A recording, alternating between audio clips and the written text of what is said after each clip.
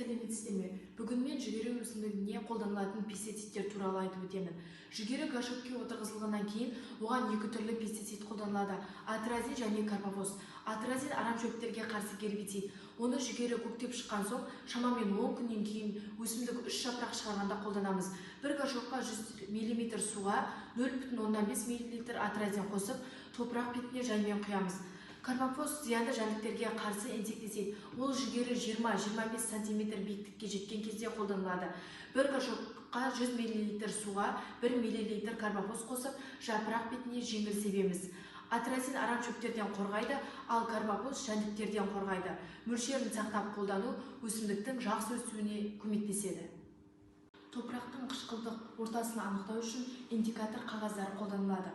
Зерттеу барысында алдымен топырақтың үлгісі алынып, оған аздап дистилленген су құйылады. Қоспа жақсылап араластырып, тұнба түскеннен кейін үстіндегі ерітіндіге индикатор қағазы батырылып, оның түсі эталондық шкаламен өлшенеді. Нәтижесінде топырақтың қышқылдық ортасы 6-3 екені анықталады. Бұл мән әлсіз қышқыл ортаға жатады.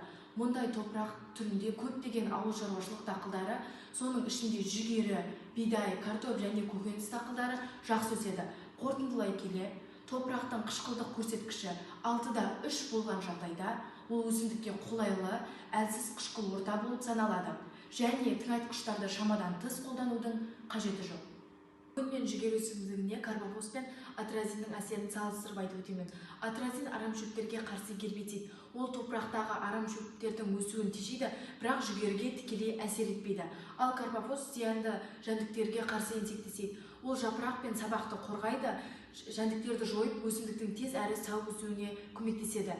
Тәжірибе нәтижесінде жүгеріге атразиннің карбовозға қарағанда әлдеқайда жоғары екені анықталды. Өсімдік биік өсіп, жапырақтары қою жасыл түске енді, фотосинтез жақсы жүрді, өнім сапасы артты. Сондықтан карбовоз жүгерінің өсіп жетілуіне тиімді әсер етеді деп айтуға болады. Жүгерілерді суарып болғаннан кейін, бір күннен кейін олардың түбін қопсытып отырамыз.